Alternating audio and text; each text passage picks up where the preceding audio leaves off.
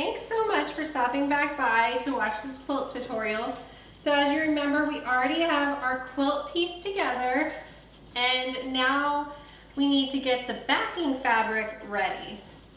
So the fabric that I have here is 4 yards in length, and I want to make sure that I keep at least 2 inches over on each side, and that's just because when you're quilting, your fabric on top of the quilt could stretch a little, and you want to make sure you have enough fabric on the back to accommodate that. So I have my fabric that is for the back of this quilt laid out here, and I have it doubled over, and I'm just lining it up here with the quilt so that I can cut it off here, and then I'll have 1 strip ready for my back, and then I'm going to cut another length that same amount, and then we're going to stitch those together. So I'm going to come off just a couple inches because I don't want to cut right next to the fabric, because again, I want to leave a little bit on each side for any stretching.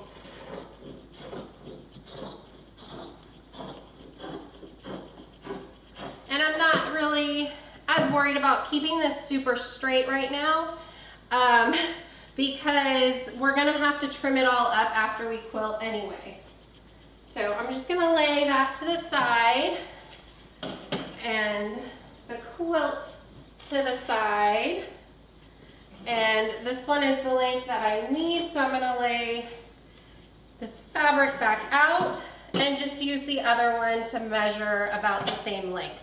Then any of the fabric that is left over from here, I can use to bind the quilt later.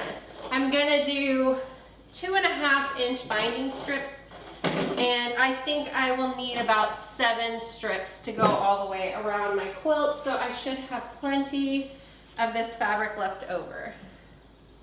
So this fabric I think is so pretty. I actually just got it at Walmart. I went ahead and looked just to see if they had anything I might like, and I think this fabric was only $3 a yard. And I got 4 yards, so you know, it was around $12 for all of it.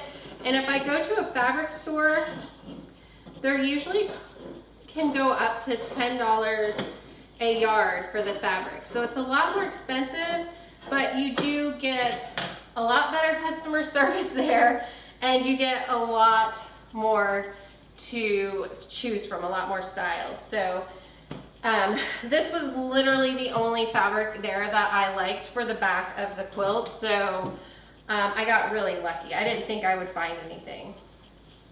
Okay, so I'm not going to pin these. We're just going to meet at the sewing machine, but basically what we're going to do is lay the right sides together.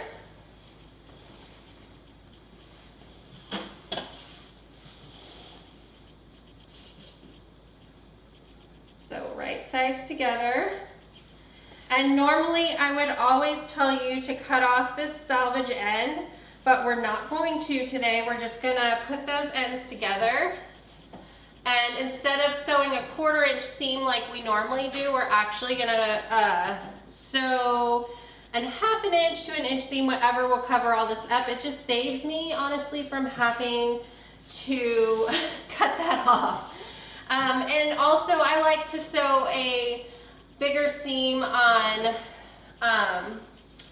the backing fabric because I like to iron the seams open.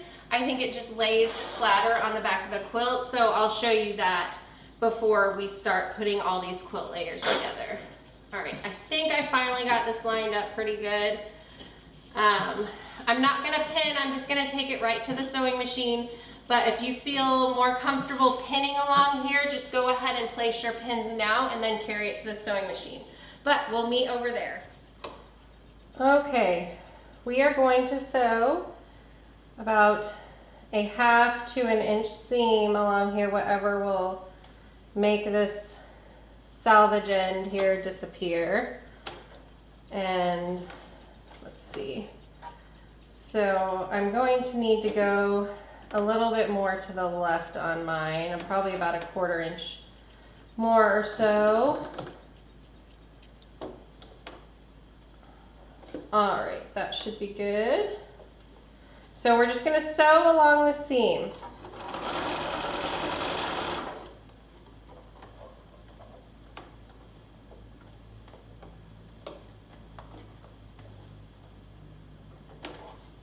My threads were caught up in the needle. Now, on my machine, I have a button that will keep my needle in the down position if I'm not sewing. This comes in helpful because if I need to let go of the fabric for whatever reason to adjust it, the needle will keep itself in place so I don't miss any stitches. So I'm gonna pick some of this fabric up and line it up some more just so it's not pulling down on me.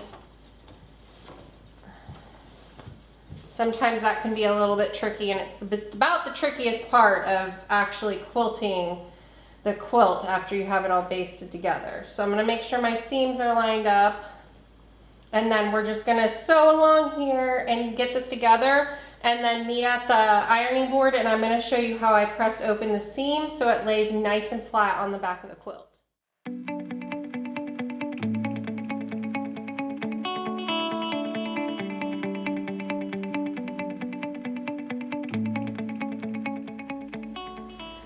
Okay, so we have the fabric all sewed together, and now we have the seam that I like to press open. Usually on the back of my quilt blocks, I just press it to one side, but I think it leaves a much cleaner line and lays a lot flatter on the back of the quilt if I press the back open.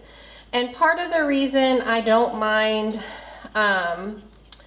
not doing a 1/4 inch seam here is because I don't like to burn my fingers, and having this wide piece of fabric is a lot easier to press open. So I'm just gonna go through and press this all open, and then I'm going to flip it over and iron back down the seam on the right side of the fabric just to make sure it's laying nice and flat. And then we're gonna meet back over at my portable table that I use to baste my quilts on, just because I don't like crawling along the floor. And that's where I used to lay all my layers out and kneel on the floor and pin them all together. And it just kills my knees and my back, and so ever since I started laying them on that table, everything came together so much faster. So let's work through this and then we'll meet over there.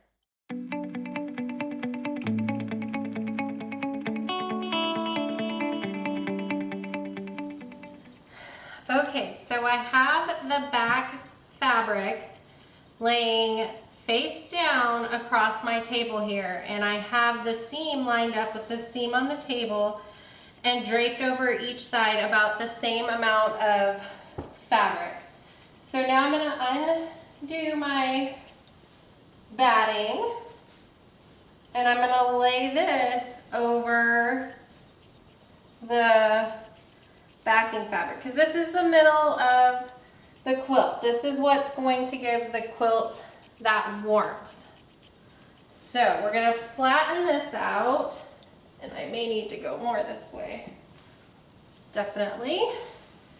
And we want to do this trying to keep the first layer as flat as possible too. So some people like to do this on the floor. I like to save my knees and have found that doing it on here is a lot easier on my knees, my back, and a lot easier to keep everything nice and flat and even.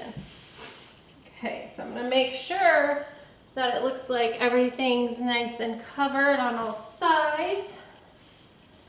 And then we're going to grab the top of the quilt. and lay that over everything. So the top of the quilt only goes to about the ends of the table. So it's easy to see that I have enough fabric on both sides. I'm going to peek under here to make sure there's enough backing fabric to cover. And here the backing fabric comes down enough as well. So this laid out nice and easily.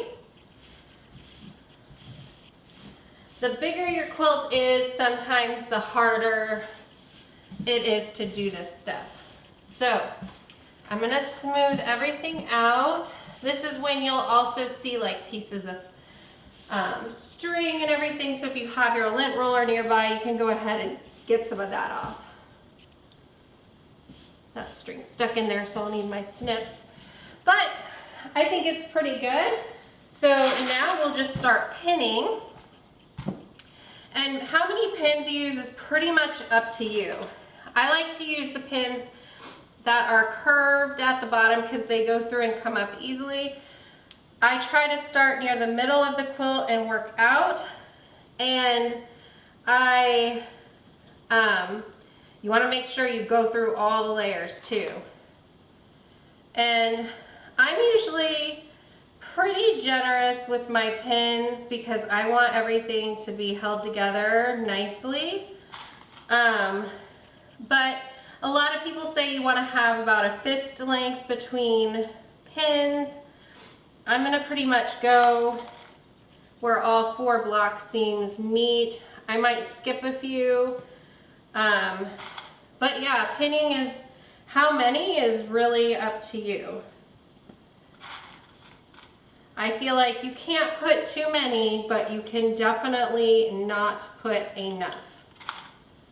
So we're just going to work through and get all the pins that we think we'll need on the top of this quilt. And then once we get that all pinned, we'll pull it to one side and we'll get some pins going on that side. And then we'll pull it the other way and get that side. Don't forget to get all the way to the edge of the quilt. You don't want to just pin the middle, you want to get along the ends as well. So keep on working through this. I know it can take a while. It's not as fun. It's a lot more tedious, but it is a very, very, very important step.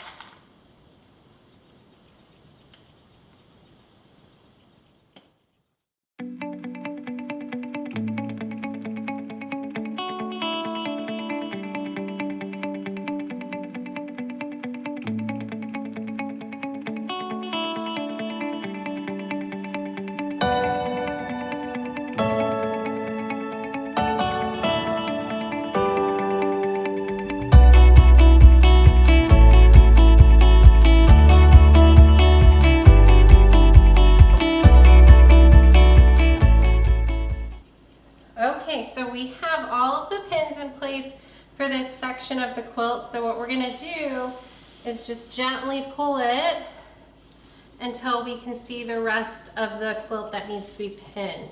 And I'm just going to go through and straighten this out first, and then we're going to start pinning this section, and then we'll have to pull it all the way the other direction and pin there.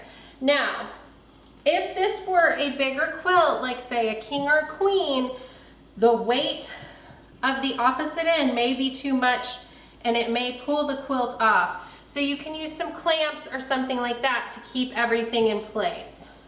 But with this smaller quilt, thankfully, I can just pull it down and pin. So, like I said, this part is not the most fun. It's pretty monotonous, but it is very, very important to put these pins in to keep all of your layers in place as you quilt. You don't want to put all this effort in to make a beautiful top for a quilt and then skip this step and just try to feed all these layers through your sewing machine at once. they are going to become uneven. You'll end up with part of your quilt top not having a back to it. And I keep pinning each one, and I don't need that in there. Talking and pinning. I cannot walk and chew gum, apparently, so let's get these in. Yeah, just super important not to skip this step. So we're gonna get a pin up here. I like to pin all of my corners.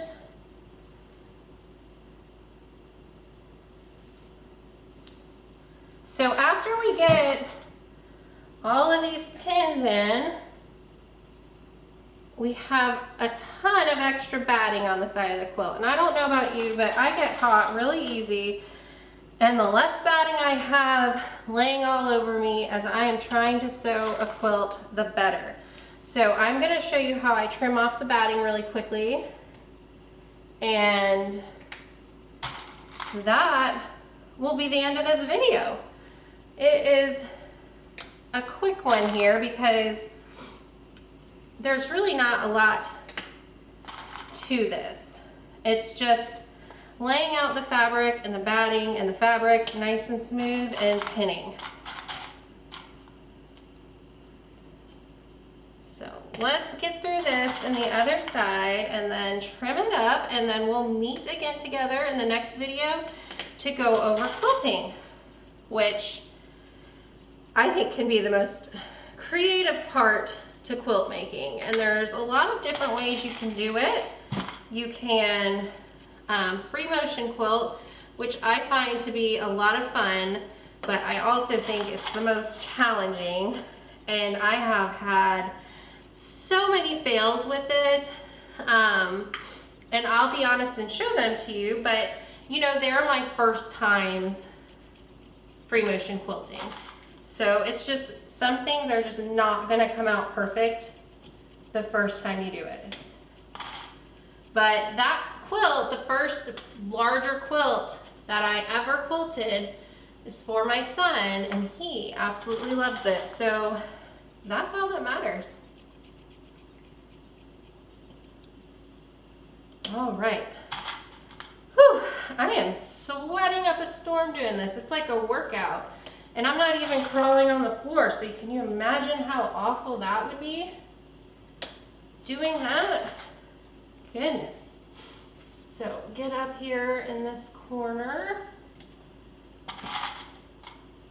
And I'm telling you, these pins that are made for basting quilts are amazing with their curved end that just curve through and come back up. But they are sharp. I have poked myself a lot today with them. So we're gonna pull down the other way. Whew. Right to the edge there.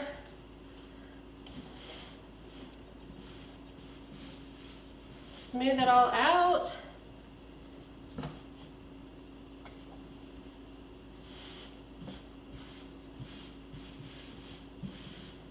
Just a little bit more pinning to go, and then I'll show you how I trim this up so that it's just a little easier to handle.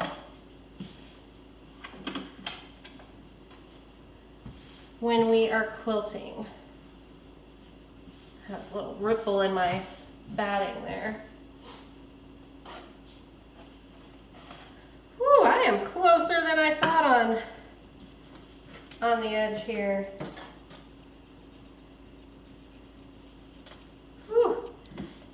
Do as I say, not as I do. I'll show you guys when we get this all pinned what I mean. Okay.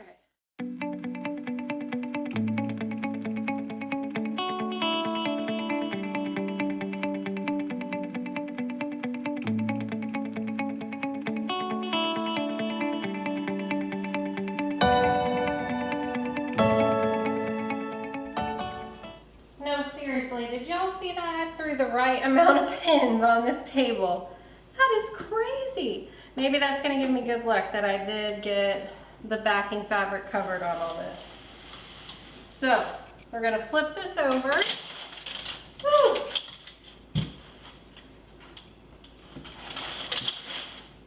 And you can hear all those pins clicking. And then we're gonna kind of look and see if we kept our back of this fabric nice and flat, and it looks really, really good, you guys. So we are going to trim up some of this batting. So I'm gonna grab my fabric scissors and we'll meet back over here. Okay, I'm gonna show you on one of the shorter ends first, because that'll be a little bit easier. But you see the actual top of the quilt is where everything is going to line up in the end. We're gonna trim everything off there. But we're gonna wanna keep the back in place just in case there's any shifting. But if there's no back to this fabric, it doesn't matter if we if we didn't meet up here. So I'm gonna trim off the batting at where the backing fabric is, just to add less weight to this quilt when I am sewing or quilting it. This is wanting to pull off. So I'm just gonna use fabric scissors and just cut along where the back of the fabric is. You don't have to do this, because honestly, if you quilt it with all this on, you're gonna end up being able to cut off bigger pieces of this batting to use in other projects.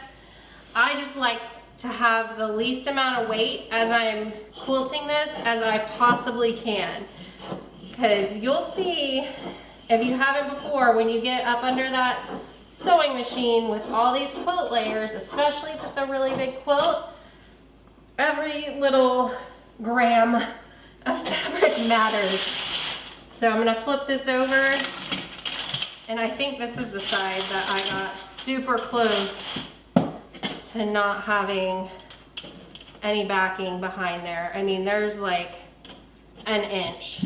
And I mean, that's where smoothing this out can really get you. So I'm gonna have to do a whole lot of praying to make sure that when I actually quilt all these layers, that I pinned it well enough that there's not too much shifting, and I don't end up with the top of this quilt coming over the back of the quilt.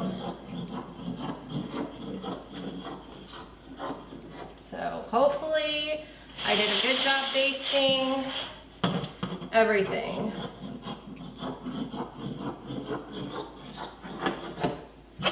So coasters, I'm gonna have some batting for some coasters there.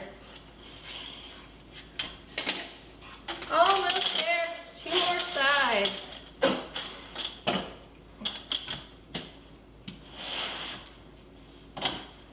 Okay, and like I said, this is not a necessary step. It's just getting off weight for me when I am doing the quilting, which we'll be doing in the next video.